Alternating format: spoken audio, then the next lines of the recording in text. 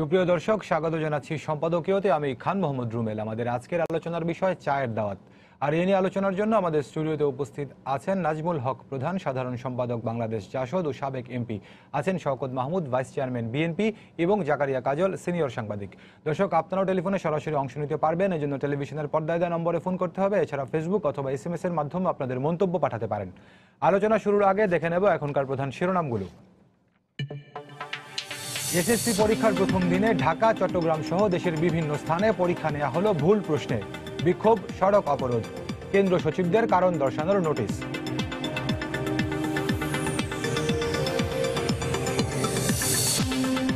রাজনৈতিক দলগুলোর সঙ্গে গণভবনে প্রধানমন্ত্রীর শুভেচ্ছা বিনিময়।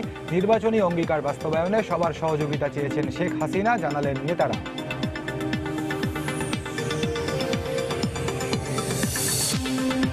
দুদক পরিচয়ে সরকারি কর্মকর্তাদের কাছ থেকে টাকা হাতিয়ে নেওয়া চক্রের 2 সদস্য আটক। সিম কিনতে ব্যবহার হতো সাধারণ মানুষের ফিঙ্গারপ্রিন্ট।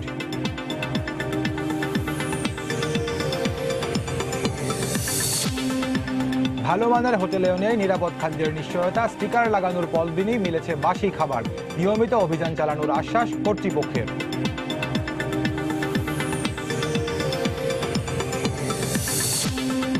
এবং ইকরি মিকরি, টুকটুকি আর হালুমে জমজমাট বইমেলার প্রথম শিশু প্রহর। মেলার পরিসর বাড়ায় সন্তোষ বইপ্রেমীদের।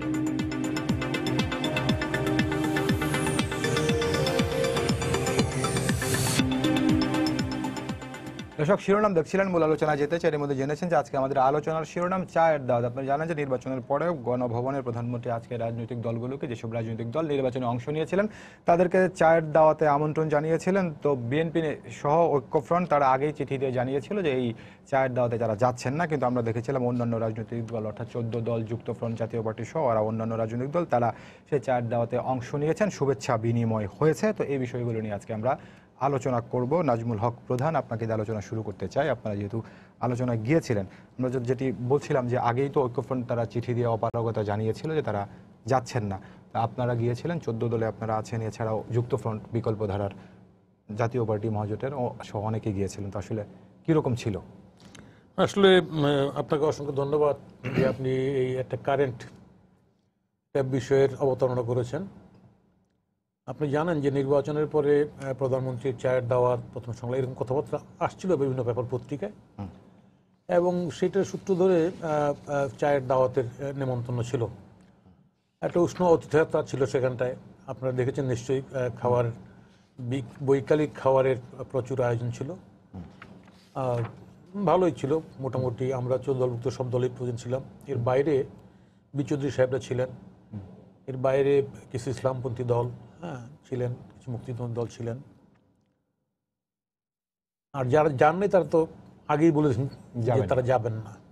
আমার ধারণা এটা নিছক একটা নির্বাচন উত্তর একটা চা চক্রের প্রোগ্রাম আসলে। এখানে কোনো রাজনৈতিক আলোচনার কোনো সুযোগ ছিল না। শুধুমাত্র চা চক্র শেষে আওয়ামী লীগের সাধারণ সম্পাদক উনি কথা বলেছেন সবার উদ্দেশ্যে, এই আসার জন্য ধন্যবাদ জ্ঞাপন, এবং এরকম আমরা একটা আনন্দের এটা একসঙ্গে হলাম, এই এসবই বলেছেন অল্প সংক্ষিপ্ত সময়। এটা কোনো রাজনৈতিক কোনো প্রোগ্রাম ছিল বলে আমার মনে হয় না, চা চক্রই ছিল। এবং প্রধানমন্ত্রী খুব সহাস্যে উনি সমস্ত যারা যারা গেছিলেন সবার সঙ্গে, সব টেবিলে গিয়ে সবার সঙ্গে কথা বলেছেন, দেখা করেছেন, আমাদের সঙ্গে এসেছেন, তাই না? খুব প্রাণবন্ত ছিলেন, উচ্ছল ছিলেন। মোটামুটি বলতে গেলে একটা ভালো চা চক্রের প্রোগ্রামই ছিল প্রধানমন্ত্রী বাসভবনে। আমি প্রধানমন্ত্রীকে ধন্যবাদ জানাই যে উনি এরকম একটা প্রোগ্রাম করেছেন আমাদের সবাইকে দাওয়াত দিয়ে। এই বলা যায় এটুকু। জি, আপনি বলছেন যে আসলে আড্ডা ছিল, রাজনৈতিক কোনো অনুষ্ঠান ছিল না। তো আমরা দেখেছি নেতাদের বরাতে যে প্রধানমন্ত্রী নির্বাচনী অঙ্গীকার বাস্তবায়নে সবার সহযোগিতা চেয়েছেন। তো আড্ডা ছলেও কি কোনো রাজনৈতিক আলাপ বা এইসব? এমনি প্রধানমন্ত্রী ঘুরে তো সবার সঙ্গে কুশল বিনিময় করেছেন, আমাদের সঙ্গেও করেছেন কুশল বিনিময় করে। যাওয়ার পরে মাঝখানটায় উনি এক জায়গায় 14 নেতা ছিলেন, বসছেন ওখানটায়, ওইখানটায় কী আলাপ হয়েছে সেটা আমি অনেক দূরে তো বসছেন ওখানটায় উনি। সেখানটায় কী আলোচনা হয়েছে সেটা আসলে আমি শুনিনি, ফলে বলতে পারবো না। জি, ধন্যবাদ আপনাকে। শওকত মাহমুদ ভাই, আপনার কাছে আসি। সেটি হচ্ছে যে আপনারা তো আগেই জানিয়েছিলেন যে আপনারা এই যে চায়ের দাওয়াত বা যে শুভেচ্ছা বিনিময় সেখানে আপনারা যাচ্ছেন না। তো এখানে যদি একটু বলি, সেটি হচ্ছে যে এর আগে নির্বাচনের আগে যে সংলাপটি হয়েছিল সেটি হচ্ছে যে আপনাদের ঐক্যফ্রন্টের পক্ষ থেকে চিঠি দেওয়া হয়েছিল, তড়িৎ ছাড়া এসেছিল প্রধানমন্ত্রীর পক্ষ থেকে। একে একে ৭৫টি রাজনৈতিক দলের সঙ্গে সংলাপ হয়েছিল। তো এর আগে আমরা দেখছিলাম যে বিএনপির পক্ষ থেকে সংলাপের কথা বলা হচ্ছিল বিভিন্ন সভা সেমিনারে, আলোচনায় কিংবা বক্তৃতাতে ইত্যাদিতে। আওয়ামী লীগ বলছিল যে সংলাপের এই মুহূর্তে কোনো সুযোগ নেই, কিন্তু যখনই আনুষ্ঠানিক প্রস্তাবটা গিয়েছিল সঙ্গে সঙ্গেই সাড়া মিলেছিল। আর এছাড়া এর আগে আমরা দেখেছিলাম যে 14 নির্বাচনের আগে প্রধানমন্ত্রীর পক্ষ থেকে তৎকালীন বিরোধী দলের নেতাকে গণভবনে আমন্ত্রণ জানানো হয়েছিল, সেটিতে সাড়া মেলেনি। তারপরে আরাফাত রহমান কোকর মৃত্যুর পরে প্রধানমন্ত্রী গুলশান কার্যালয়ে গিয়েছিলেন, সেখানে দেখা সাক্ষাৎ হয়নি। তো এইসব ক্ষেত্রে কেউ কেউ বলেন যে আপনারা আসলে যখনই কোনো সংলাপের কথা বলেন, আনুষ্ঠানিক প্রস্তাব গেলে আওয়ামী লীগ সাড়া দেয়, কিন্তু আপনাদেরকে কোনো আহ্বান জানানো হলে আপনারা সেটিতে সাড়া দেন না, প্রত্যাখ্যান করেন। না, কিন্তু আজকে যেটা ছিল এটা তো কোনো সংলাপ ছিল না, না। সংলাপ না, মানে যে কোনো আমন্ত্রণ। সংলাপ ছিল না। হ্যাঁ। প্রথমে বলা হয়েছিল যে সংলাপ হবে, একজন বলেছিলেন সংলাপ হবে, আরেকজন বলেছিলেন শুভেচ্ছা বিনিময় হবে। তো আপনি যেই প্রেক্ষাপটটি বর্ণনা করলেন সেটি হচ্ছে যে বিএনপি নির্দলীয় সরকারের অধীনে নির্বাচন করার জন্য দীর্ঘদিন ধরে আন্দোলন করছে এবং তারা বলেছে যে এই বিষয়ে সংলাপ হওয়া প্রয়োজন, যে দেশের আসন্ন সামনের নির্বাচন যেটি নির্দলীয় সরকারের অধীনে কিভাবে হওয়া সম্ভব সেটি নিয়ে কিন্তু আলোচনার জন্য সংলাপ চাচ্ছিল বিএনপি। এবং সরকার তখন সংলাপে রাজি হয়নি, আপনি যেটা বললেন। এবং এক পর্যায়ে ঐক্যফ্রন্ট গঠিত হওয়ার পর সেই সংলাপটি তারা করলেন। এবং যেই সংকটকে সামনে রেখে সংলাপটি অনুষ্ঠিত হয়েছিল সেই সংকটের কিন্তু সুরা হয়নি। এমনকি যে নির্বাচনী তফসিল ঘোষণার পর আর কাউকে গ্রেপ্তার করা হবে না, সরকার প্রধানের এমনিতর প্রতিশ্রুতির পরও কিন্তু সেটি বাস্তবায়িত হয়নি। তারপর নির্বাচন হয়েছে, বিএনপি এবং যুক্তফ্রন্ট সে নির্বাচনে অংশ নিয়েছে। কিন্তু এই নির্বাচন যেভাবে অনুষ্ঠিত হয়েছে এটা বাংলাদেশের সকল মানুষ সেটা প্রত্যক্ষ করেছে।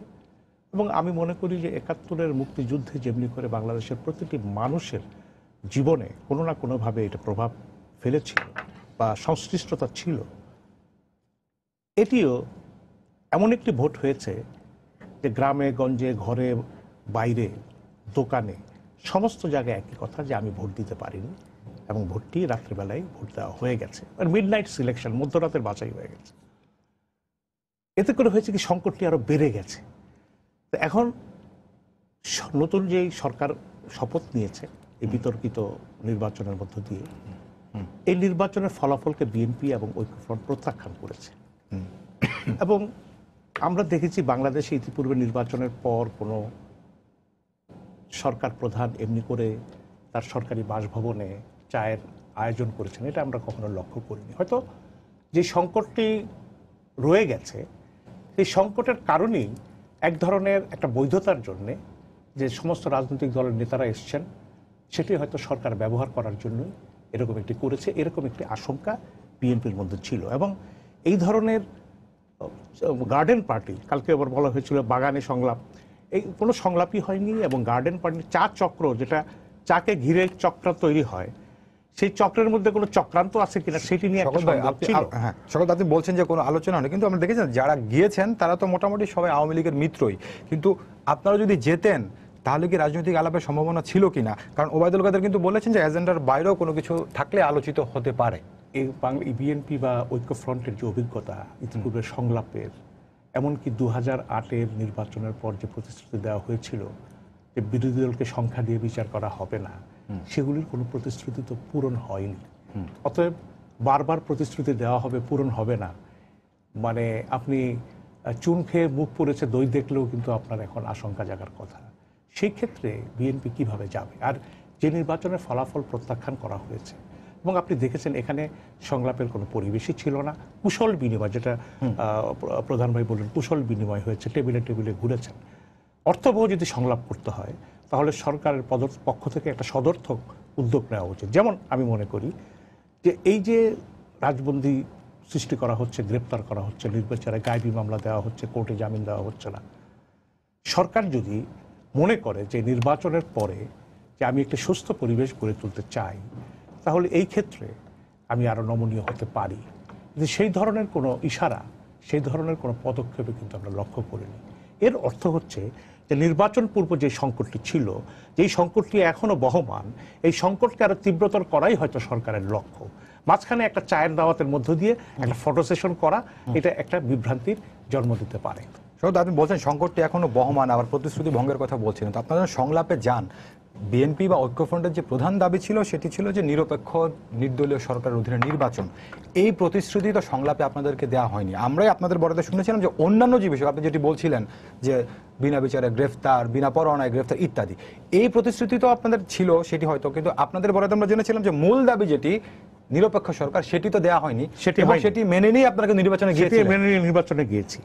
এর অর্থ ছিল আমরা দেখতে চেয়েছি, এবং নির্বাচন কমিশনের পক্ষ থেকে বলা হয়েছে যে দলীয় সরকারের অধীনে কিভাবে নিরপেক্ষ নির্বাচন করা যায় সেটি হচ্ছে সবচেয়ে বড় চ্যালেঞ্জ। এই কথাটি তখন বলা হয়েছে। তা আমরা দেখলাম যে এই চ্যালেঞ্জ মোকাবেলায় সম্পূর্ণভাবে নির্বাচন কমিশনে ব্যর্থ হয়েছে, এবং সরকার নিরপেক্ষ থাকার যেই কথা সরকার অন্তত বলেছে, বা এই কথাও বলেছে যে আমরা দেখাবো যে দলীয় সরকারের অধীনে কিভাবে নিরপেক্ষ নির্বাচন তো দূরের কথা, যেমনি করে একটা পুলিশি নির্বাচন করা হয়েছে, পুলিশ ব্যালট মেরেছে বলে অভিযোগ উঠেছে, এবং আমরা দেখেছি বিভিন্ন বাহিনীর, পুলিশকে পাহারা দিচ্ছে এক বাহিনী, ওই পাহারাদার বাহিনীকে পাহারা দিচ্ছে আরেক বাহিনী, এবং জনগণের পক্ষতে ভোটের কেন্দ্রে যাওয়া, ভোট দেওয়া বা লাইনে দাঁড়িয়েও ব্যর্থ হয়ে ফিরে আসা, এই ঘটনাগুলো ঘটেছে। এবং তারপরে লক্ষণীয় যেটা, আমি কখনোই দেখিনি যে নির্বাচনের ফলাফল ঘোষণার পরপরই বিভিন্ন বাহিনীর প্রধানরা গিয়ে ফুল দিয়ে শুভেচ্ছা জানিয়েছেন।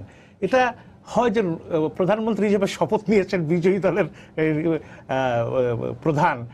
এটা মানে আমার কথা হচ্ছে যে এই বিষয়গুলো কিন্তু মানুষের চোখে ঠেকেছে। অতএব আপনি যে কথাটা বলছেন যে আমরা নিরপেক্ষ সরকারের দাবি আদায় করতে পারিনি, তারপরেও কিন্তু আমরা নির্বাচনে গেছি।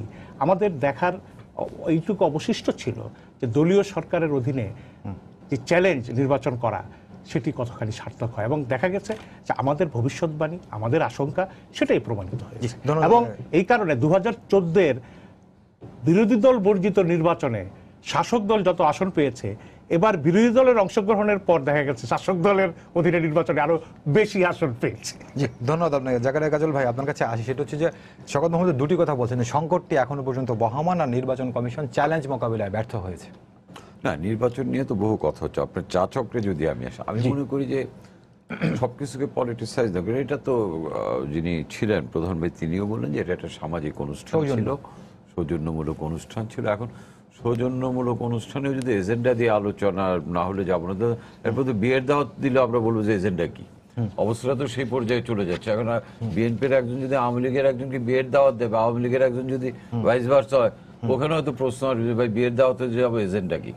সবকিছুতে তো এজেন্ডা। আজকে যেটা হলো পলিটিক্যালি যদি নাও দেখ, শওকত ভাই বলে যে এটা বৈধতা দেওয়ার জন্য, সেটা উনি বলতে, কিন্তু আমি মনে করি যে নিছক সামাজিক অনুষ্ঠানগুলিতে যদি যাওয়া আসা হয়, তাহলে হয়তো কিছুটা যে দূরত্ব, এগুলো তো কমতেও পারতো। সেটা হচ্ছে একটা দিক। আরেকটা দিক হচ্ছে শওকত ভাই বললেন যে নির্বাচন নিয়ে, যে আমি কোট আন কোট বলি যে কোট এমন একটি ভোট, যেটা উনি বললেন যে মানুষ সবাই বিরক্ত, বা মানুষ এত বিরক্তির পরে মানুষের কিন্তু কোনো তাপ উত্তাপ্ত দেখছে না। কারণ এই ক্ষোভ, আমি ভোট দিতে পারিনি, কেউ ভোট দিতে পারেনি, ইত্যাদি ইত্যাদি, এসব কারণে তাহলে মানুষজন রাস্তায় নামছে না কেন?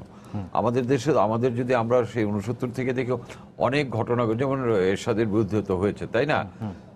আমি যখন ক্ষুব্ধ হব আমি রাস্তায় নামবো। হ্যাঁ, মানুষ কখন রাস্তায় নামে? যদি মানুষ মনে করে যে আমি সংক্ষুব্ধ, আমি নাম, অথবা আমাকে যদি কেউ উদ্বুদ্ধ করতে পারে, বা আমাকে যদি কেউ পরিচালিত করতে পারে। এবার নির্বাচনের পরে বিএনপি বা ঐক্যজোটের পক্ষ থেকে যত কথাবার্তা বলা হচ্ছে, একটা নাম্বার আমরা দেখছি মানুষকে নিজেরা ক্ষুব্ধ হয়ে রাস্তায় নামছে, আবার তাদেরকে যে পরিচালিত করবেন বা নামাবেন, সেই জোটটাও আছে বলে তো প্রমাণিত হয় না। তো এই ক্ষোভকে কাজে লাগানো তো রাজনীতির একটা বড় নিয়ামক। আমি একটা প্রশ্ন ক্ষুব্ধ, আমি রাজনৈতিক নেতৃত্ব তাদের নিয়ে নামবো। প্রশ্নটা হচ্ছে নেতৃত্ব নিয়ে। সেই যে ক্ষোভটা কাজে লাগাবে, সেই নেতৃত্ব তো নেই। আপনি দেখেন বিএনপি 20 দলীয় জোট, 20 দলীয় জোটের মধ্যেই তো এই ঐক্যজোট নিয়ে অনেক টানাপোড়েন আছে, বিভিন্ন সময় কথাবার্তা। আমি ঐক্যফ্রন্ট নিয়ে ঐক্যফ্রন্ট নিয়ে, এবং গত সাম্প্রতিক সময় যদি আপনি বিএনপির নেতাদের, বেশ কিছু নেতার যদি আপনি কথাবার্তা, মানে তারা যেটা পাবলিকলি বলেছেন, তাহলে নিজেরাই খুব বিএনপির বর্তমান নেতৃত্ব নিয়ে তো তাদের মধ্যেই ক্ষোভ আছে। আমি কিছুদিন আগে টেলিভিশনে খন্দকার মাহবুবউদ্দিন, তারপরে ওই যে ব্যারিস্টার শাহজাহান ওমর, তাদের যে কথাবার্তা মাহবুবউদ্দিন না, মাহবুবউদ্দিন খোকন হোসেন নাকি? দুজন মাহবুব হোসেন, মাহবুবউদ্দিন সাহেব মারা গেছেন। না এই যে সরি আমি এই যে মাহবুবউদ্দিন খোকন, না খন্দকার মাহবুব হোসেন, খন্দকার মাহবুব হোসেন, হ্যাঁ, ওনার কথা, দুজন। ওনার বক্তব্য দেখলাম এবং আজকেও কাগজে ওনার যে বক্তব্যটা ছাপা হয়েছে যে আইনি লড়াইয়ের মাধ্যমে বেগম জিয়াকে মুক্ত করা যাবে না, উনি রাস্তায় নামার কথা বলছেন। তারা কিন্তু বলছেন এবং তারা সরাসরি বর্তমান নেতৃত্বকে দোষ দিয়ে কথা বলেছেন যে অনেক দিন ধরে পদ আগলে আছে। তারপরে তৈমুর আলম খন্দকার তো বললেনই যে পকেট কমিটি, ইউনিয়ন থেকে আরম্ভ করে কেন্দ্র পর্যন্ত পকেট কমিটি করে দেওয়া হচ্ছে। আমরা পকেট কমিটি চাই না, আমরা চাই নির্বাচনের মাধ্যমে কমিটি। এটা আমি এই জন্য বললাম যে বিএনপি নিজেদের সাংগঠনিক অবস্থা নিয়ে কিন্তু তাদের মধ্যেই ক্ষোভ আছে, যেটা আমরা তো পড়ে শুনে বুঝছি, তাই না? যারা বলছেন তারা কিন্তু বিএনপির সবাই নেতা। তো একটা দল, কাজল এখানে বলি, আপনি বলছেন নেতা, শুধু নেতা না, আমরা দেখি শীর্ষ পর্যায়ের নেতা, স্থায়ী কমিটির সদস্য, তারাও ভাইস চেয়ারম্যান, উপদেষ্টা পরিষদের সদস্য। তাহলে ইন্ডিকেশনটা আসলে কোন দিকে? ইন্ডিকেশনটা হচ্ছে, আমি এটা বোঝাতে চাচ্ছি যে দলের উচ্চ পর্যায়ে যখন বিভিন্ন কেওয়াজ এন্ড কনফিউশন থাকে, তখন ওই দলের কাছ থেকে আমরা কিভাবে আশা করব যে তারা জনগণকে সংগঠিত করে সেই সংগঠিত জনশক্তিকে কাজে লাগাবে। এটা না হওয়া কিন্তু এই যে এরকম একটা এই জিনিসটা কিন্তু আসলেই খুব ক্ষতিকর। যার জন্য যারা আছেন তাদের তো মানে নিজেরাই যদি আমরা সংগঠিত না হই, আমার মনে হয় যতদিন পর্যন্ত এই কাজটা না হবে ততদিন খালি এই এক এক নেতার এক এক বিবৃতি, যেমন একজন আছেন পল্টন থেকে বলেই যাবেন, এর কোনো এফেক্টিভনেস অন্তত মাঠে দেখি না। জি, ধন্যবাদ আপনাকে। নাজমুল ভাই, আপনার কাছে আবার আসে, এটা হচ্ছে যে এই শওকত মাহমুদ ভাই যেটি বলছিলেন যে নির্বাচন সুষ্ঠু হয়নি, সেই অভিযুক্ত বিএনপি বা ঐক্যফ্রন্ট নির্বাচনের পর থেকেই করছে। এছাড়া যে নির্বাচন কমিশন যে সুষ্ঠু নির্বাচনের চ্যালেঞ্জ মোকাবেলায় ব্যর্থ হয়েছে, এই জায়গাটাতে আপনি আলোচনা করবেন কিনা? একটা বিষয় খুব পরিষ্কার, আমি কাজল ভাই কিছু কথা তুলছে এই জায়গায়, আমি শওকত ভাইয়ের কথা আমি কন্টেস্ট করছি না। কন্টেস্ট করছি এই কারণেই, ধরুন ওই বিরোধী পক্ষ নিয়ে বলছেন নির্বাচনটা সুষ্ঠু হয় নাই। ইয়েস, বাংলাদেশে 91 সালের নির্বাচন নিয়ে প্রধানমন্ত্রী, বর্তমান প্রধানমন্ত্রী বঙ্গবন্ধু কন্যা শেখ হাসিনা উনি বললেন নির্বাচনটা সূক্ষ্ম হয় নাই 91 সালে, এবং সেই নির্বাচনটা সূক্ষ্ম পরিষ্কার করার জন্য, তাই না, উনি রাস্তায় আন্দোলন করে করে একটা পরিষ্কার নির্বাচন ক্ষমতায় আসলেন। আওয়ামী লীগের 75 সালে জাতির জনক বঙ্গবন্ধুকে সপরিবারে হত্যা করার পর, তাই না, জিয়া রহমান, পিপিআর, তারপর আমরা তখন জেল থেকে বেরিয়ে ন্যাশনাল অ্যালায়েন্স হলো 18টা পার্টির, জিয়া সংলাপে ডাকলেন, গেলেন, এবং ওইখান থেকে আমরা সবাই আমাদের পার্টির মেজর রব জেলে তখনও, এবং সেই সময় আপনার সাধারণ সিরাজ মির্জা রাজা এরা ছিলেন অ্যাক্টিং প্রেসিডেন্ট, সাধারণ নির্বাচনে ঘোষণা দিল বাকি পার্টি, আতর রহমান সাহেবের নেতৃত্বে। আর আওয়ামী লীগ ওখানে নিলেন না, বেরিয়ে এসে ঢাকা শহরে একদিন হরতাল দিন, একদিন হরতালে পরে নির্বাচনে গেলেন, রাজনীতিটা জেলে, জাতীয় চার নেতা যেখানে হত্যা হয়েছে দগ্ধকে সব, কাদিরিয়া বাহিনী ইন্ডিয়ায় গেছে। এবং দেখেন নির্বাচন করে ফেরটা কি হবে আওয়ামী লীগ ভালো জানতেন। 38টা সিট পার্লামেন্টটাকে ব্যবহার করলেন, রাস্তা ব্যবহার করলেন, আস্তে আস্তে, এবং 21 বছর পরে আওয়ামী লীগ পাওয়ারে আসলেন। কেন? কারণ আওয়ামী লীগ দলটা মাঠের থেকে নিচের থেকে গড়ে উঠছিল। আর বিএনপির সমস্যা হয়ে গেছে, বিএনপি যেহেতু উপর থেকে ইম্পোজড পার্টি হয়ে গেছে বিএনপি, ফলে বিএনপি সবসময় চিন্তা করেছে পাওয়ারটা কার হবে। এবং যার কারণে আজকে যেটা বলছেন প্রকুল সাহেব যে আমাদের নির্বাচন না করে ঠিক হয়ে যেটা বোঝা গেল, তখন নির্বাচনটা যদি করতো তাহলে আজকে এই মনোপলাইজ করার যে ঘটনাটা ঘটলো, উনি যেটা বলছেন, তাই না, এই ঘটনাটা ঘটতো না। প্রশাসন দেখলাম, তাই না, মাঠে তো কেউ নেই তো খামাকা আবার সময় দিল আপনি, এই রেস আমি পিছনে থাকবো কেন? ঘটনা এটাই ঘটছে। ভালো ঘটনা আমি বলতেছি না, কিন্তু ওনাদের দুর্বলতার কারণে ঘটছে। বিএনপি আজকে যেমন যে কারণে কথাটা বলছি আমি, আজকে বিএনপি এই যে চায়ের দাওয়াত উনি পেয়ে থাকেন, ওনাদের যাওয়া উচিত ছিল। বলে কেন যাওয়া উচিত ছিল? ইটস সিম্পলি চায়ের দাওয়াত। আপনার এই চায়ের দাওয়াতে গেলে কি বিএনপি রাজনীতি শেষ হয়ে যেত? আওয়ামী লীগ, আমি বলতেছি ওই যে জিয়াউর রহমানের ওই যে ইফতার পার্টিতে গেছিল 18টা পার্টি অ্যালায়েন্সের, ন্যাশনাল অ্যালায়েন্সের, হ্যাঁ, গিয়ে তারপর ইলেকশন করলো, তো আওয়ামী লীগ রাজনীতি শেষ হয়ে যায়নি। এই ভয়টা কি জন্য যে আমি আলাপ করলে আমার রাজনীতি শেষ হয়ে যাবে? আমি বলতেছি বাংলাদেশের রাজনীতিতে বর্তমান যে সংকট তৈরি হয়েছে আমাদের, যে নির্বাচনটা দলগতভাবে হবে না নির্দলীয় হবে, তাই না, এই আলোচনাও যেমন করতে হবে, আন্দোলনও করতে হবে। সেই আন্দোলন যদি পজিটিভ ইতিবাচক না হয়, যদি সন্ত্রাসী কায়দায় হয়, যেটা আমরা বিগত দিনে লক্ষ্য করেছি, আমরা বাংলাদেশের নির্বাচন, আমি বললাম তো, দেখেন মার্শালের মধ্যে নির্বাচন হচ্ছে, পিপিআর মধ্যে নির্বাচন হচ্ছে, কাদিরিয়া বাহিনী হচ্ছে, নির্বাচন স্মুথলি হচ্ছে, সেখানটায় বোমা ফুটতেছে না, সেখানটায় গুলিও হচ্ছে না, অগ্নি সন্ত্রাসও হচ্ছে না। আর বাংলাদেশে নির্বাচনটা নির্দলীয় সরকার করবো এই কারণে জনগণের আন্দোলনের নামে এখানটা একটা সন্ত্রাস হয়ে গেল। আমরা জানেন বাংলাদেশে কত নতুন ফ্যাক্টর আছে এখানটা, এটার দায়িত্ব ওনাদেরকে জবাব দিতে হবে। একটা 21 গ্রেনেড হামলা, যেটা জর্জ মিল্টন নাটক করছেন আছে এখানটায়, যেটা আপনার আগুন সন্ত্রাস যেটা হয়ে গেল, হ্যাঁ আসলে যেখানটা আমি ইভেন কি এই গভর্নমেন্টের আমলে আপনার ছাত্র শিবিরেকেও ফুল দিয়ে মিছিল অ্যালাউ করছিল পুলিশ, ঢাকা শহরেই মিছিল করুক। তারপর কি কি কি সন্ত্রাসটা গেল। মূলত এখানটায় যুদ্ধ অপরাধীর যে বিষয়টা ছিল, যে বিচারটা ছিল, এটাকে নস্যাৎ করার জন্য ওনারা নির্বাচনটা না করে ওনারা অন্য কায়দায় ওনারা মনে করেন বাংলাদেশের পরিবেশ সেটেল করে ফেলতে পারবেন, সেটা পারেননি দেখে ওই যে খেই হারায় ফেললে যা হয় তাই হয়েছে। আমি আজকেও মনে করি বিএনপির উচিত সরকারের পক্ষ থেকে যে আহ্বানটা, গেলেই বিএনপি শেষ হয়ে যাবে না, বিএনপির জনসমর্থন আছে, দল ছিল ক্ষমতায় একদিন, তাই না, অর্থ বৃত্ত মেধা সবকিছুই আছে, যদিও কিছু লোক দল ছিল বেরিয়ে গেছে।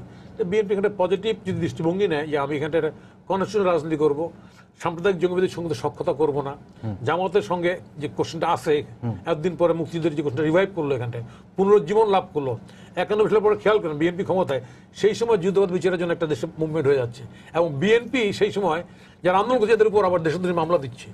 এই যে বিষয়গুলি, এই বিষয়গুলি পরিষ্কার না করলে বিএনপি সত্যিকার অর্থেই কোনো ইতিবাচক কোনো রাজনীতি এখানে করতে পারবে না। হ্যাঁ, ষড়যন্ত্রের রাজনীতি করতে পারবে, এর সন্দেহ নাই। ধন্যবাদ শওকত মাহমুদ ভাই। নাজমুল ভাই যে সময়টার কথা বলছিলেন, সেই সময়টাতে আপনি সবচেয়ে প্রভাবশালী সংসদ রিপোর্টার ছিলেন, তা আপনি সেসব কাছে থেকে দেখেছেন, সেই অভিজ্ঞতাটা আপনি আলোচনা করবেন। আর সঙ্গে কাজল ভাই বলছিলেন যে আপনারা যে অভিযোগ করছেন নির্বাচন সুষ্ঠু হয়নি, কিন্তু সেটির জন্য উত্তাপ কই বা জনগণ মাঠে নামছে না কেন? আবার আমরা যদি দেখি সেটা হচ্ছে নির্বাচনের পরে পরে আপনারা এই অভিযোগগুলো করছেন, কিন্তু কোনো কর্মসূচি বিএনপি বা ঐক্যফ্রন্ট বা 20 দলীয় জোট কারোর পক্ষ থেকে ছিল না। একটি কর্মসূচি ঘোষিত হয়েছে মাত্র, যেটি 6 ফেব্রুয়ারি পালিত হবে, সেটি হচ্ছে কালো ব্যাজ ধারণ কর্মসূচি। দেখুন, নাজমুল হক প্রধান ভাই বললেন যে বিরোধী দল দুর্বল, সেই জন্য যেনতেনভাবে একটি যাচ্ছে তাই নির্বাচন করে নিয়েছে। বিরোধী দলের দুর্বলতাটাই প্রধান কারণ। যারা করেছে তাদের কোনো অপরাধ নেই, কিন্তু মানে একটা মেয়ে খুব রোগাক্রান্ত দুর্বল, নাজমুল কিন্তু সঙ্গে এটি বলেছেন যা হয়েছে সেটা কি ভালো হয়েছে বলছেন না, ভালো হয়েছে বলছেন না। তা আমার কথা হচ্ছে যে আপনি একজনের দুর্বলতার কারণে, ঠিক আছে বিএনপি কর্মসূচি দিতে পারছে না, বিএনপি আন্দোলন করতে পারছে না, তো তাই বলে সরকার এইভাবে 24 ঘন্টা রাতের থেকে ইলেকশন করে নিয়ে ইলেকশনের রেজাল্ট সব প্রায় 290 সিট নিয়ে চলে যাবে? এটা এটা এটা জাস্টিফাই করা হয়ে যায় যে আপনার একজনের দুর্বলতা। প্রশ্ন করি, সরকার যদি আগের রাত থেকেই নির্বাচন করতে, আপনি যেটি বলছেন, তাহলে বিএনপি বা ঐক্যফ্রন্টের নেতাকর্মীরা কোথায় ছিল? আপনাদের তো ভোট কেন্দ্র পাহারা দেওয়ার আহ্বান ছিল। বিএনপির নেতাকর্মী টকশোতে ডাকলে যেভাবে পান, জি, আপনি মাঠে ঘাটে গিয়ে দেখেন বিএনপির কোনো নেতাকর্মী পান কিনা। বিএনপি নেতাকর্মীদের বিরুদ্ধে যেভাবে গায়েবী মামলা দেওয়া হয়েছে, আগের মামলা আছে, তারা পথেই বেরোতে পারে না। তারা এই ভোট কেন্দ্রে গেলেও তাদেরকে দৌড়ায়, পোলিং এজেন্ট হিসেবে নাম থানায় গেলে তাদেরকে ধরে নিয়ে যায়। একটা দলের উপর 10টি বছর ধরে যেভাবে নির্যাতন হয়েছে, প্রায় লক্ষ লক্ষ বিএনপি নেতাকর্মী আসামি ঘরে ঘুমাতে পারে না। এই বাস্তবতাকে যদি আপনারা দেখেও না দেখেন, তাহলে তো আমি মনে করবো যে রাজনৈতিক বিশ্লেষণকে আপনারা যথার্থ করছেন না। এই কথাটি আপনাদের বুঝতে হবে। এবং যেই কথাটি আমার বন্ধু জাকারিয়া কাজল বলেছেন যে আগে মানুষ নেমে যেত, বাস্তব কথা হচ্ছে যে এরশাদের স্বৈর শাসনের পর থেকে বাংলাদেশের যে একটা সৎ মধ্যবিত্ত শ্রেণী ছিল, যেই শ্রেণী 69-এর গণ অভ্যুত্থানকে উস্কে দিয়েছে, অংশ নিয়েছে, যেই মানুষ একটা ছাত্র গুলিবিদ্ধ হলে তাকে রক্ত দেওয়ার জন্য হাসপাতালে চলে যেত, সেই অনেস্ট মিডল ক্লাস এখন ডিসঅ্যাপিয়ার করে গেছে। বিকজ আপনি মানুষকে এখন পেশাজীবীদেরকে শিখিয়েছেন শিক্ষকতার বদলে টিউটোরিয়াল করলে বেশি পয়সা, সরকারি হাসপাতালে ডাক্তারিগিরি করার চাইতে প্রাইভেট প্র্যাকটিস করলে বেশি পয়সা, সব প্রফেশনে সব জায়গাতে মানুষ এখন 2 নম্বর পথ খুঁজছে। এই অবস্থায় কোনো মানুষকে যে নিজেকে বাঁচানোর জন্য নিজের জীবন ধারণের তাগিদে, রুটি রুজির তাগিদে মানুষ যে কোনো পন্থা অবলম্বন যা করছে, সেখানে আপনি একটা লঞ্চ ডুবিতে 300 লোকের লাশ পড়ে থাকলেও কেউ একজন গিয়ে দেখে না। অতএব আপনি এখন মনে করছেন যেই সরকারের বা পুলিশের একজন গুলিতে আজকে রেপ হয়েছে, যেই রেপের ঘটনাগুলো ঘটেছে আজকে সোনাইমুড়িতে, সেগুলো নিয়ে মিডিয়াতে কোনো আলোচনাই নেই। সাধারণ মানুষ নামবে কি? যারা সুশীল সমাজ, তারাই এতে করে কোনো উদ্বিগ্ন বোধ করে না। কেন করে না? আমি বলছি এই কারণে, এক হচ্ছে রাজনৈতিক পক্ষপাতের কারণে হয়তো করে না, দ্বিতীয়ত মানুষের মধ্যে সেই যে একটি সমাজবোধ, একটা নৈতিক বোধ, সেই বোধটি মানুষের নষ্ট হয়ে গেছে, এবং তৃতীয়ত সরকারের পক্ষ থেকে যে একটা সামান্য হয়তো একটা ফেসবুকে একটা কার্টুন এঁকেছে, সেটার জন্য যদি জেল খাটতে হয়, এবং একটি সরকারি চাকরি পাওয়ার জন্য যে তদন্তের মুখোমুখি হতে হয় যে তার সঙ্গে বিরোধী দলের কোনো আত্মীয়তা আছে কিনা, সেই ক্ষেত্রে কোনো মানুষ রাস্তায় নেমে যে প্রতিবাদটি করবে সেই অবস্থা কারণ নাই। আমি 69-এর বা 70 দশকের প্রথম ভাগের কথা এগুলো আমি বাদ দিয়ে বলছি। আমরা 82-তেও যে আন্দোলনটা করেছি সেই আন্দোলনেরও আপনি এখন সেই ধারাবাহিকতা আপনি পাবেন না, এটা বাস্তবতা। এবং সেইখানে বিরোধী দল কর্মসূচি দিচ্ছে, একটা নৈতিকতা ভিত্তিক রাজনীতি করছে, সেখানে আপনি আশা করছেন যে তাহলে মানুষ রাস্তায় নেমে গোলমাল করে না কেন? বিষয়টি সেই জায়গায় নাই। অতএব সেই জায়গাতেই কিন্তু ফ্যাসিবাদ আপনি কিন্তু এখানে মাথা তুলে দাঁড়িয়েছে এবং এখানে বলা হচ্ছে জোর যার মুল্লুক তার। আজকে পুলিশ বলছে আমরাই রাষ্ট্র চালাই, আজকে অমুক শ্রেণী বলছে যে আমরাই সমাজের হর্তাকর্তা। সেই জায়গায় আপনাকে ভেবে দেখতে হবে। সবাই আজ একদিকে ধাবিত হয়ে গেছে। অভিনেত্রীর যারা অভিনেতা অভিনেত্রী তারা, যারা গার্মেন্টস মালিক তারা, যারা বণিক সমিতি তারা, যারা বাহিনী তারা, সবার মধ্যে যেন এক ধরনের একটা অবস্থা। এই অবস্থা ইতিহাসের বিভিন্ন পর্যায়ে পৃথিবীতে হয়েছে, কিন্তু এটার একটা অবস্থার একটা পরিণতি হয়েছে এবং এটার অবসানও হয়েছে। আমি যে কথাগুলি বলতে চাই যে এগুলো কেউ বিএনপির কোনো নেতা কিছু কথা বলেছেন, এগুলো তাদের ব্যক্তিগত মতামত। এতে করে বিএনপির দলীয় অবস্থানের কোনো ক্ষতি হয়নি এবং বিএনপি দলীয়ভাবেই সেই তাদের মতামতকে ধারণ করে না। এরকম তো আওয়ামী লীগের অনেকে বলতে পারে না কেন? আওয়ামী লীগের অনেকে বলতে চায়, হয়তো বলতে পারে না, বলার মতো অবস্থা নেই। সে কিন্তু বিএনপিতে ইনার পার্টি ডেমোক্রেসি অনেক বেশি।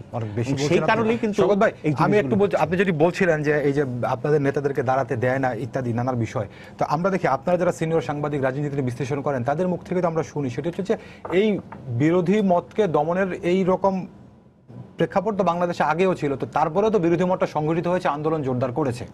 আপনি আগে তো বিতর্কিত ডিজিটাল নিরাপত্তা আইন ছিল না, যে আইন বলে একজন থানার দারোগা আইসিটি অ্যাক্ট কত কি 61 না কত 57 একটা থানার দারোগা গিয়ে একটা পত্রিকা অফিস বন্ধ করে দিত। আগে তো এইসব আইন ছিল না, আপনাকে বুঝতে হবে। আগে তো সম্পাদকেরা মামলায় যেই মামলা দীর্ঘকাল ধরে মাহমুদুর রহমানের মতো সম্পাদক 400 দিন জেল খেটেছেন, আমরাও জেল খেটেছি। কেন? আমরা কথা বলি কেন, লেখি কেন? এই কথাগুলো যখন বাংলাদেশে তো আগে এত সম্পাদক একসঙ্গে, এত সাংবাদিক একসঙ্গে হয়নি এবং কত পত্রপত্রিকা বন্ধ হয়েছে দীর্ঘ 10 বছরে, টিভির চ্যানেল কয়েকটা বন্ধ। এগুলোর ব্যাপারে জিজ্ঞেস করলে বলা হয় এটা সাময়িকভাবে বন্ধ করা হয়েছে, সরকার কোনো সুরাহা করে। তারপরে সাগর রুনির মতো এরকম একজন সৎ সাংবাদিকদের হত্যাকাণ্ডের কারণে সাংবাদিকদের মধ্যেও এক ধরনের ভীতির সৃষ্টি হয়েছে। এই সবকে উপেক্ষা করা যাবে না। জি, ধন্যবাদ। কাজল ভাই, আপনি নিশ্চয়ই শকত ভাইয়ের কথা শুনছিলেন। আমি বলি, আপনাদের খেয়াল আছে যে যখন ওই যে শাপলা চত্বরে হাফিজ হুজুর যেদিন সমাবেশ করেছিল মনে আছে, সেদিন কিন্তু ওনাদের নেত্রী বলেছিল ঢাকার সব মানুষ গিয়ে যাতে তাদের পাশে। হেফাজতের কথা বলছেন? হেফাজত, সরি, হাফিজ হুজুরের হেফাজত। 5 মে 2013 কেউ কিন্তু যায়নি। কামাল হোসেন সাহেব বললেন আগের রাত থেকে পাহারা দিতে। শওকত ভাই বললেন যে আসলে বাস্তবতা এটা না, ওনাদের লোকদের মানে মামলা হতো, গুম টুম ইত্যাদি কারণে কেউ রাস্তায়। তো কামাল হোসেন সাহেব যে জোটের প্রধান, উনি জানেন না যে উনার এই অবস্থা, তাহলে উনি আহ্বানটা কেন দিলেন যে সবাই আসবেন? কামাল হোসেন সাহেব অবশ্য অনেক কিছু জানেন না। যেমন উনি আগের এই 2 দিন আগেই তো বললেন ইলেকশনে যে জামাতকে 22টা আসন দেওয়া হয়েছে, উনি জানেন না। তো যেই ব্যক্তি কিছুই জানেন না তার নেতৃত্বে যখন একটা এত বড় জোট ইয়েতে যাবে, একটা লড়াইয়ে যাবে, সেই লড়াইয়ের পরিণতি যা হবে তাই হবে, কারণ নেতাই কিছু জানেন না। কারেন্ট না জামাতের আসন বন্টন তো এটা ঐক্য ফ্রন্টের না, তারা তো 20 দলীয় জোটের। না আমার কথা না, ওনার কথা উনি ঐক্য জোটের নেতা। না ঐক্য জোটের মধ্যে তো জামাত না। ঐক্য জোটের মধ্যে জামাত নাই মানে আপনার 20 দলীয় জোট সবই দলীয় জোটের মধ্যে। উনি বলেছেন না, উনি বলেছেন যে ওরা থাকলে আমি জানতাম যাবই না, তাই না? উনি তো সব যে কারণে বিকল্প ধরা গেল না। কাদের সিদ্দিকী সাহেব বললেন জামাতের সঙ্গে বেহেশতেও যাবে না। এখন দেখা যায় বেহেশতের চেয়েও বোধহয় এই অবস্থানটা ওনার কাছে লোভনীয়, যার জন্য উনি বেহেশতে ছেড়ে এখানে এসেছে। আমি যেটা বলতে চাচ্ছি, যে এই নেতার পেছনে আপনি জানেন, তিনি যদি কর্মীদের অবস্থানই না জানেন, যে কর্মীরা রাস্তায় বেরোতে পারে না, উনি তাদের ভোট কেন্দ্র পাহারা দেওয়ার আহ্বান জানান, তো সেই নেতার অধীনে গেলে তাই হবে। কারণ নেতাকে জানতে হবে আমার কর্মীদের অবস্থান কি, তারপর আমি আহ্বান জানাবো ভোট কেন্দ্র পাহারা দেবেন, ফলাফল না নিয়ে আসবেন না। বাস্তবে কি হলো, এগুলো সবই মানে কি বলে, কোনোটাই কোনো কাজে দেয়নি। কাজে এমন নেতা নির্বাচনের ব্যাপারেও তো বিএনপির মতো একটা দল যে ঐক্য জোটে গেলেন, সেই ঐক্য জোটের নেতা নির্বাচনে তাদের যে দুর্বলতা, নির্বাচনে যা হওয়ার তাই হবে, তাই হয়েছে, তাই না? কারণ উনি ইভেন আমরা যারা মানে আমরা তো মনে করেছি যে কামাল হোসেন আহ্বান ঠিক আছে, তারা থাকবেন। আর আগের রাত বলা হচ্ছে, আমি জানি, কিন্তু কোথাও কিন্তু সকলে বলতে পারেন যে নিপীড়নকারী ইত্যাদি, কিন্তু এখন এত ভাইব্রেন্ট মিডিয়া হয় কিছু Vibrant? আমাকে বলতে দেন শকত ভাই, মিডিয়ার কোথাও তো কেন নেই সেটাও বের করতে হবে। সেটা নিয়ে তো আমরা নামছি না, মিডিয়ার মধ্যেও তো আপনার পক্ষেরও তো তারাও তো কিছু বলতে, আর সবাই যদি ভয়ে থাকেন, এবং শকত ভাই যেটা বললেন যে মধ্যবিত্ত শ্রেণী নামছে না, তাহলে তো আর কিছু করার নেই, তাহলে তো এটা মেনে নিতে হবে। তাহলে আর কেন আমাদের এই আন্দোলন, কেন বিরোধিতা, কেন কি? আমি যদি মেনেই নেই যে জনগণকে আমরা আর সংগঠিত করতে পারছি না, তাহলে হার মেনে বসে থাকাই ভালো, তাই না? অনেক অনেক অনেক এরকম বিপরীত অবস্থান থেকেই কিন্তু অনেক অগ্নিস্ফুলিঙ্গের জন্ম হয়েছে। এখন তাহলে সেক্ষেত্রে আরেকটা উপায় আছে, বিএনপি রাস্তায় নামতে পারছে না, তাদের কথা বলতে দেওয়া হচ্ছে না, তাহলে সংসদ তো একটা জায়গা আছে যেখানে আমি যদ্দূর জানি, শকত ভাই আমার চেয়ে ভালো জানার কথা, হাউসের ভেতরে you are absolutely you have the right to do anything. আপনি যে কোনো কিছু হাউসের ভেতর করতে পারেন, কোনো আইন কোনো কিছুতে আপনাকে বাধা দিতে পারবে না। তো why you are not using that forum?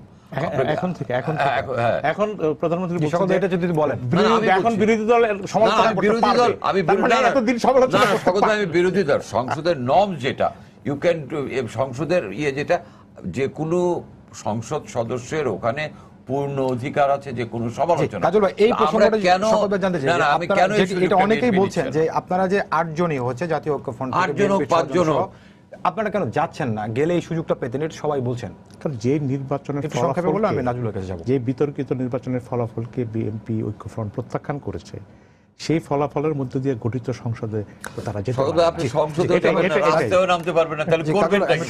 নাজুল ভাই, এই শকত ভাই কিছু কথা বলছিলেন, সেটা হচ্ছে যে বিরোধী মতকে দাঁড়াতে দেয়া হচ্ছে না, দমন পীড়ন ইত্যাদি নানা আমি ওনার একটা কথা কন্টেস্ট করতেছি, আমি এটা দিয়ে সব কথা বেরিয়ে আসবে আমার ধারণা। সেটা হচ্ছে যে উনি বলছে যে বিএনপির মধ্যে ইনার পার্টির ডেমোক্রেসি অনেক বেশি, আওয়ামী লীগের থেকে কম্পারিজন আওয়ামী লীগ থেকে অনেক ভালো। দেশবাসী সবাই জানে এই কথাগুলির কারণে কিন্তু কনফিডেন্স তৈরি হচ্ছে জনগণের মধ্যে। জনগণ কিন্তু দিকভ্রান্তিতে পড়ে গেছে। হ্যাঁ, এটা অপোজিশন পলিটিক্স দরকার এই জায়গায়। কিরকম দিকভ্রান্তিতে? প্রেসিডেন্ট, দেশের প্রেসিডেন্ট, বিচ্ছু দেশের প্রেসিডেন্ট ছিলেন এবং ফাউন্ডার বিএনপির উনি সেক্রেটারি মহাসচিব ছিলেন, জিয়া সাহেব যে দল নেতা ছিলেন মহাসচিব ছিলেন, প্রতিষ্ঠাতা মহাসচিব। সেই প্রেসিডেন্টকে তার কেটে বিদায় করে দেওয়া হয়েছে। কি ডেমোক্রেসি ব্যাপারে আছে, তাই না? এই একটা ঘটনা দিয়ে পাবলিক কিন্তু বুঝে, বিশাল ঘটনা এটা। বিদায় না, দৌড়ানো। হ্যাঁ, রেল লাইন দিয়ে দৌড়াইছে তো উনি সংসদের সংসদে ভোট হইতো, সেই সংসদ কে ছিল? বিএনপি এমপি সংসদে ভোট হতো, ভোট হইতো না, নতুন অনেক নিয়ম ছিল। এবং তাই না, এর কারণে উনি এরপরে উনি একটা প্রোটেস্ট করতে গেছেন না, উনাকে রেলের মধ্যে দৌড় দেওয়া হয়েছে, বুঝলেন না? বলে এইসব ডেমোক্রেসির কথা শিখেন। হ্যাঁ, শিখাই না ভাই, আমি বর্ণনা করি, আপনাদের ডেমোক্রেসি শিখানো আমার কোনো লক্ষ্য না। সরি, হ্যাঁ, বললেন না পাবলিক দেখতেছে আসলে যে ডেমোক্রেসিটা কোন জায়গায় কিরকম আছে। যেমন ধরুন আমি যদি বলি, এই যে নির্বাচনটা দেখুন, আপনার এত রিপ্রেশনের মধ্যে আসছেন 10 বছর, আপনাদের উপর অত্যাচার কিছু গভর্নমেন্ট। আমি পাবলিকের পত্রিকায় কমেন্ট পড়েছি, আপনাদের একটা ম্যানিফেস্টো দিয়েছেন নির্বাচনের, একটা আওয়ামী লীগে দিয়েছে, নিরপেক্ষ লোক লিখেছে, তাই না, যে বিএনপির ম্যানিফেস্টো থেকে বা কোন ম্যানিফেস্টো থেকে আওয়ামী লীগের ম্যানিফেস্টো মোর বেটার অনেকগুলি পয়েন্ট তুলে ডিসকাশন করছে। আমি ঠিক বলতে পারবো না, আমি পড়ছি এবং মেধা অত শক্তিশালী না। আমি বলতে যাচ্ছি যে আপনারা এত ক্রাইসিসে থাকার পরে ওয়াই আপনারা কেন পাবলিকের সিম্প্যাথিটা পাবেন না? গভর্নমেন্ট এত মামলা দিচ্ছে, এত অত্যাচার করতেছে, তাই না, কেন পাবেন না সিম্প্যাথিটা? এই সিম্প্যাথিটা পাওয়ার জন্য আপনাদের কি কৌশল নেওয়া উচিত? কি জঙ্গিত্ব, কি বোম, না কি? তাহলে সেইটা যদি বের না করতে পারেন, তাহলে এই কথাগুলি বলতেই থাকবেন, কাজ কিছু লাভ হবে না। আমি সেই জায়গাটা বলতে চাচ্ছি। পাবলিক সিম্প্যাথি এত বেশি আছে, এটার কারণেই তো আজকে এই সমস্যা। আপনি নিশ্চয়ই বলবেন, সঙ্গে একটু প্রশ্ন করছি, এর আগে আপনি সামাজিক অবক্ষয়ের কথা কিছু বলছিলেন, কিন্তু সামাজিক অবক্ষয়ের এই দায় কি শুধুমাত্র এই সরকারেরই? না, সামাজিক অবক্ষয়ের দায়ের এটা রাজনৈতিক দলগুলোর আছে, আমাদের সমাজ নেতাদের আছে, আমাদের পেশাজীবীদের আছে, সকলেরই। কিন্তু রাষ্ট্র পরিচালনায় যারা থাকেন তাদের দায়িত্বটা আরো বেশি, যখন যারা থাকেন। এখন মনে করেন 10 বছর ধরে একটা সরকার আছে, এখন টিআইবি রিপোর্ট দিচ্ছে যে দুর্নীতি বেড়ে গেছে। 2006 সালের তুলনায় বাংলাদেশের অবস্থান দুর্নীতির সূচকে 6 ভাগ অবনমন হয়েছে। তার মানে 2006 পর্যন্ত যে দুর্নীতি হয়েছে তার চেয়ে 6 ভাগ বেশি দুর্নীতি এখন হচ্ছে। তাহলে এখন এটা আপনি কাকে ধরবেন? এটা কি পুরো সমাজকে? হ্যাঁ, পুরো সমাজকে ধরতে পারেন। কিন্তু যেই সরকারের নাকের ডগায় এইসব দুর্নীতি হচ্ছে এবং বিদেশি ব্যাংকে খালি টাকা জমছে, তাহলে সেই সরকারের কিছু দায়িত্ব থাকবে না? আমি এই অবক্ষয়ের কারণে আমাদের সব কিছুকে দায়ী করি, কিন্তু এর মধ্যে রাজনীতিবিদদের দায় আছে বেশি। এবং এই যে আজকে দুর্নীতি, এই দুর্নীতির কারণে তো আজকে অবক্ষয় আমি মনে করি আরো বেশি। কারণ মানুষ দেখছে যে আমার পাশের বাড়ির লোকটা একটা বাড়ি বানিয়ে ফেলেছে, আমি বাড়ি বানাতে পারছি না। আমার সন্তানের ভবিষ্যৎ কি? আমার সন্তানের ভবিষ্যতের জন্য আমি ঘুষ খাচ্ছি এবং এগুলোর ক্ষেত্রে কোনো প্রতিকার হচ্ছে না। অতএব দুর্নীতি বেড়ে যাচ্ছে। সেই ক্ষেত্রে সুনির্দিষ্টভাবে যারা রাষ্ট্র পরিচালক তাদেরকে তো দায়িত্ব নিতেই হবে, এটা কোনো উপায় নেই। আমার মনে হয় যে আমরা যদি এইগুলো আজকে অল পলিটিক্যাল পার্টিস বসে অ্যাটলিস্ট রাষ্ট্রের শক্তি বাড়ানোর জন্য, এই অবক্ষয় রোধ করার জন্য যদি ব্যবস্থা নিতে চাই, সেটা সম্ভব। কিন্তু তার আগে এই রাজনীতিবিদদের প্রতি জনগণের সেই আস্থাটা থাকতে হবে যে তারা দেশকে সত্যিকার অর্থে গণতান্ত্রিকভাবে পরিচালনা করবেন এবং তারা জনগণের কাছে দায়বদ্ধ থাকবেন। একটা বিষয় সেটা হচ্ছে যে বিএনপি আপনারা সেই আওয়ামী লীগ সরকারের বিরুদ্ধে দুর্নীতির অভিযোগ খুব বড় করেই বলছেন যে আওয়ামী লীগ দুর্নীতিতে, কিন্তু নাজমুল ভাই যেটি বলছিলেন যে আপনাদের ম্যানিফেস্টোর কথা, দুটি ম্যানিফেস্টোতে দেওয়া হচ্ছিল, একটি জাতীয় ঐক্যফ্রন্ট আর একটি 20 দলীয় জোটের থেকে। জাতীয় ঐক্যফ্রন্টের ম্যানিফেস্টোতে ছিল যে দুর্নীতি দমনে ব্যবস্থা নেওয়া হবে, একটি লাইন। তো বিএনপি বা জাতীয় ঐক্যফ্রন্ট ক্ষমতায় গেলে দুর্নীতি দমনে সুনির্দিষ্ট কি ব্যবস্থা নেবে সেই কোনো পরিকল্পনা কিন্তু ছিল না। তো যেসব দুর্নীতির কথা বলেছে, শেয়ার বাজারের লুট, ব্যাংকগুলো লোপাট করে দেওয়া এবং বিদ্যুৎ ক্ষেত্রে দুর্নীতি, সবগুলো দুর্নীতির কথা বলে এসছে।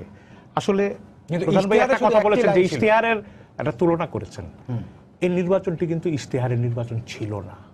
কেন ছিল না? এই নির্বাচনটা ছিল যে দলীয় সরকারের অধীনে নির্বাচন সুষ্ঠু হয় কিনা, এটাই চ্যালেঞ্জ ছিল বড়।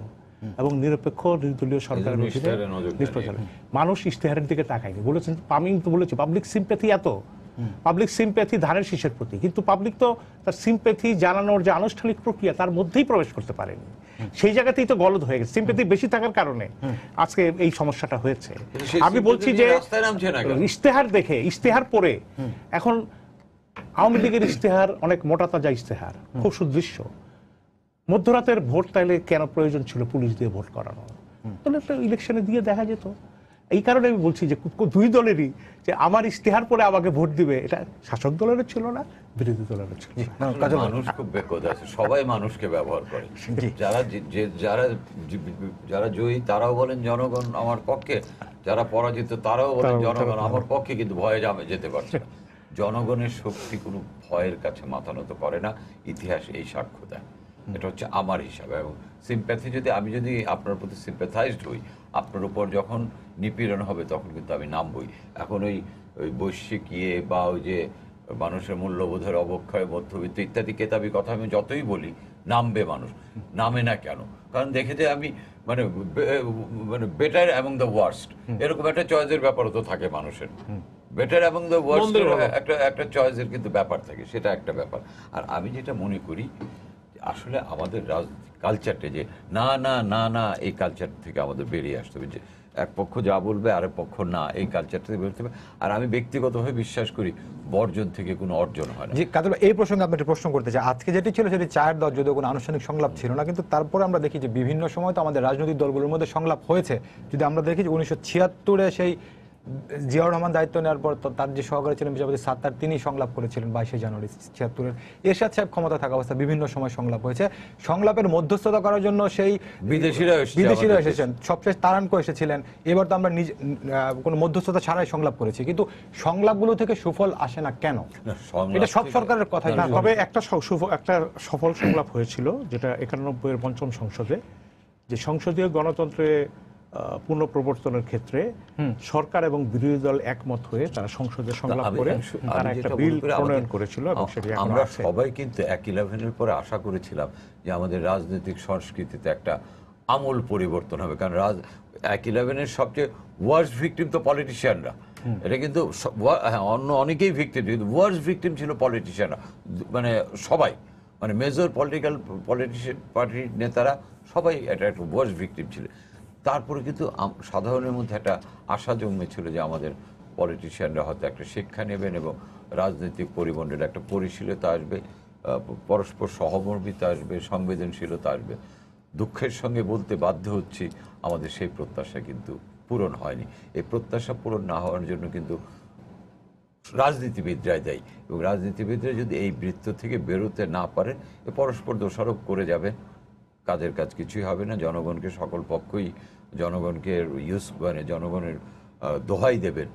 আসলে জনগণ কি চায় কিন্তু ধন্যবাদ আপনাকে। প্রধান ভাই, আপনার কাছে এই প্রশ্ন আমি রাখতে চাই, সংলাপগুলো আসলে আমাদের সফল হয় না কেন? বলি আপনাকে, সংলাপ সফল হবে না এখানটা। আপনি জানেন যে এরশাদ সাহেব ক্ষমতা আসার পরে তখন সংলাপের প্রস্তাব দিয়েছিল, এবং রাজনৈতিক দলগুলি তখন ছিল 15 দলীয় জোট, সংলাপে গিয়েছিল, ছাত্ররা মুক্ত করছিল যারা গ্রেপ্তার হয়েছিল, সংলাপ হয়েছিল, কিছু ছাড়াছাড়ি হয়েছিল, 7 দলীয় জোটও গিয়েছিল, 7 দলীয় জোটে গিয়েছিল 84 আপনার। হ্যাঁ, তো এখানটায় বাংলাদেশের রাজনীতিতে এই যে হ্যাপি ম্যারেজ, চমৎকারভাবে দুটো দলের বা দুটো জোটের সংলাপে অনেক বিষয় ফয়সালা হয় না কেন, কোনো সময় হয় নাই কেন, কেন এটা রাজপথে ফয়সালা হতে যাচ্ছে?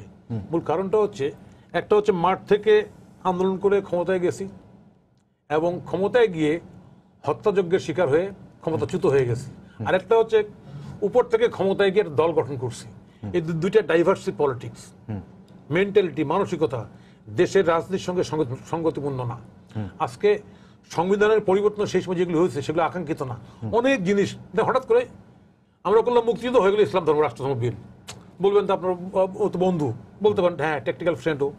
আপনি এরকম অনেকগুলো বিষয়, যে বিষয়গুলি আমরা যদি না ছাড়ি, এত কিছুর পর আমি যে বললাম তো যে কথাটা, আপনার কেমন সংলাপ হবে?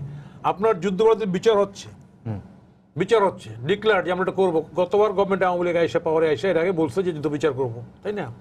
আপনার বঙ্গবন্ধুর বিচার হচ্ছে, ওনারা জাজ নিয়োগ দিলেন না, ওনারা কি কি কি কি বলতেছেন যে বিব্রত বোধ করছেন, তাই না?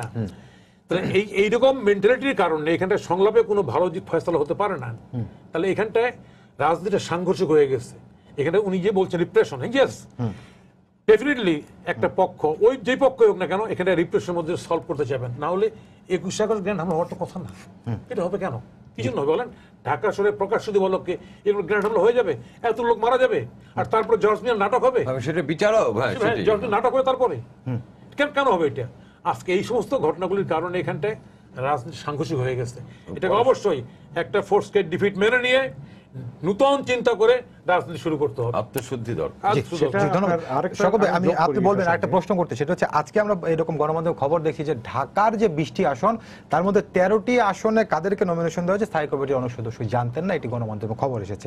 তো এই যে নির্বাচনকে ঘিরে আপনারা অভিযোগ করছেন, গণমাধ্যমের খবর আত্মসমালোচনার কোনো সুযোগ দেখেন? আমাকে আগে বলেন কোন গণমাধ্যম? আমরা দেখেছি এই নমিনেশন প্রক্রিয়ার সঙ্গে, আমি ভেতরের দর্শক, বাংলা ট্রিবিউন আজকে এরকম, বাংলা ট্রিবিউনের খবর সম্পূর্ণ ভুয়া। আচ্ছা, কারণ স্থায়ী কমিটির প্রত্যেকে বসে একাধিকবার বৈঠক করে যারা প্রার্থী তাদের সঙ্গে কথা বলে তারা নমিনেশন ঠিক করেছেন। অতএব স্থায়ী কমিটির প্রার্থীরা জানে না, এই কথা যদি সত্য হয়ে থাকে তা আমি এটার প্রতিবাদ করব। তারা নমিনেশন দিয়েছেন। আচ্ছা, এমনিতে আপনারা এই নমিনেশন দিয়েছে অফকোর্স তারা নমিনেশন দিয়েছে, তারা বৈঠক করে না এইসব কোনো স্লোগান হয়েছে নমিনেশনে বিক্ষুব্ধ যারা পায়নি তারা স্লোগান, কিন্তু তারা নমিনেশন দিয়েছে। এটা এই নির্বাচনকে বিএনপি কোনো আত্মসমালোচনার সুযোগ দেখে কিনা? এটা তো আমি মনে করি যে এটা ইম্পর্টেন্ট। আমরা সরকারের এই মারদাঙ্গা নির্বাচনের কাছে আমরা হেরেছি। আমরা হয়তো এই মারদাঙ্গার কাছে, বা রাষ্ট্র যেখানে নির্বাচনের প্রধান নিয়ামক শক্তি হয়ে যায়, আমরা হয়তো হারতামই, কিন্তু আমাদের কৌশলে কোনো ব্যত্যয় হয়েছে কিনা, কোনো ভুল হয়েছে কিনা, সেগুলো কিন্তু আমাদের নিজেদের মধ্যে আলোচনা করা প্রয়োজন। আমি এই কারণেই বলি ইনার পার্টি ডেমোক্রেসি আমাদের দলে সেটা আছে, এবং দলের প্রতিটি স্তরে এই বিষয়গুলো নিয়ে আলোচনা হওয়া উচিত। কারণ দল আবার জাগবেই, আবার জেগে উঠবে, আবার ঘুরে দাঁড়াবে, কিন্তু ঘুরে দাঁড়ানোর আগে আমাদের কি কি সিদ্ধান্তে আমরা বাস্তবায়িত করতে পারিনি বা ভুল হয়েছে সেগুলো আমাদের মধ্যে সমালোচনা করা প্রয়োজন। আমি মনে করি যে আমি বিএনপির vice chairman, but I definitely feel যে আমারও কিছু বক্তব্য আছে দলীয় ফোরামে যে আমরা কেন এটা করিনি, আমিও কিছু উত্তর খুঁজছি। এটা তো স্বাভাবিক কথা, এটা তো হতেই পারে, এরা আমি চাইও, আমি মনে করি যেটা হওয়া প্রয়োজন। কারণ এগুলো না হলে রাজনৈতিক দলটি যদি তাদের নেতাকর্মীরা এই ধরনের প্রক্রিয়ার মধ্য দিয়ে যদি অতিক্রম না করেন, তাহলে রাজনীতি করা বা রাজনৈতিক দল হিসাবে সমাজে তার সার্থকতা কতখানি সেটা নিয়ে মানুষের প্রশ্ন তোলার সুযোগ আছে। আরেকটি কথা যেটা বলেছেন রাজনৈতিক দলগুলো কেন করতে পারছেন, এর মধ্যে আরেকটি আমরা ভুলে গেছি যে 3 জোটের রূপরেখা।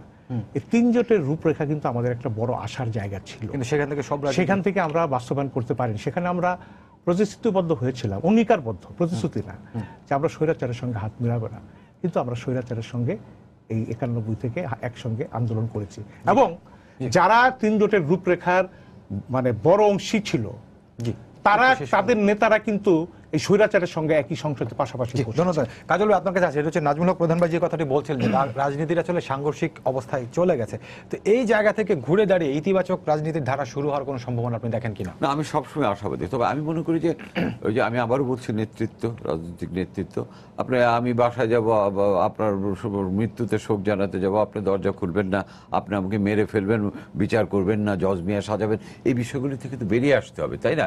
এই উদাহরণগুলো আপনি দেখেন তো কোন দিকে বেশি, তাই না? না না এটা এটা আপনি এক কথা কইছেন কিন্তু বেশি কোনটা এটার পরিমাপ করতে গেলে কিন্তু এটা কন্টেস্ট না না আমি আমাকে বলতে দেন না না আপনি না না আপনি বলেন। দেখেন এই যে আপনি দেখেন আমি যে দুইটা ঘটনার কথা 21শে আগস্টের মতো ঘটনা বাংলাদেশে 15ই আগস্ট 75 বাদই দিলাম, 21শে আগস্টের মতো একটা ঘটনার বিচার হবে না এবং আপনি এটার বিচারটাকে পাশ কাটাবেন, এটাকে এরকম নারকীয় একটা ঘটনার আপনি এভাবে ধামাচাপা দেবেন, এটা কোনো সভ্য সমাজে হয় না, তাই না? তো কাজে এই বিষয়গুলি পার্লামেন্টে একটা সাধারণ আলোচনা দাবি করছে, হ্যাঁ। তো পার্লামেন্ট এমপিও শুনলাম হ্যাঁ। সে সাধারণ আলোচনাটুকু এলাও করে কিছুই হয়নি এলাও সেখানে, করে নাই। তাই না? তো এটার উপরে একটা সাধারণ আলোচনা, এগুলি মাথায় নিয়ম দিতে আছে, হবে। তারপর convention। আরেকটা কথা আপনার মনে রাখতে হবে, আমাদের যারা নতুন ভোটার বা নতুন প্রজন্ম তারা কিন্তু মুক্তিযুদ্ধ দেখেনি এবং একটা দীর্ঘ সময় মুক্তিযুদ্ধের সঠিক ইতিহাসও তারা জানেনি। যখন জেনেছে এবং তারা এই যুদ্ধ অপরাধীদের বিচার দেখেছে ইত্যাদি কারণে তাদের মধ্যে কিন্তু তারা কিন্তু চেতনার দিক দিয়ে অনেক বেশি বলিষ্ঠ হয়েছে এবং এই জিনিসটাও কাজ করেছে, কারা তাদের এগুলো থেকে মানে বঞ্চিত করেছে বা কাদের ষড়যন্ত্রে এই জিনিসগুলি, এই ফ্যাক্টরগুলিও কাজ করেছে। কারণ নতুন প্রজন্ম কিন্তু এখন অনেক বেশি এনলাইটেড, মানে everything is on their finger tip, তাই না? তাদেরকে আপনি কিন্তু মানুষকে বোকা বানিয়ে রাখতে পারবেন। কাজে আমি মনে করি ওই যে বলি, আবারও রিপিট করি, 1/11 পরে যে রাজনৈতিক সংস্কৃতির যে শুদ্ধতা এবং পরিশীলতা আমরা আশা করেছিলাম, দুর্ভাগ্যজনকভাবে সেটা হয়নি। জি জি, সকল নেতিবাচকতা দূর হয়ে ইতিবাচক রাজনীতি শুরু হবে, অবশ্যই আমরা সবাই প্রত্যাশা করি। কাজল, শওকত মাহমুদ, নাজমুল হক প্রধান, আপনাদের তিনজনকে অসংখ্য ধন্যবাদ। সবাইকে ধন্যবাদ জানিয়ে শেষ করছি আজকের সম্পাদকীয়। আগামীকাল আবারও দেখা হবে রাত 10টায়, দেখার আমন্ত্রণ রইল। শুভরাত্রি।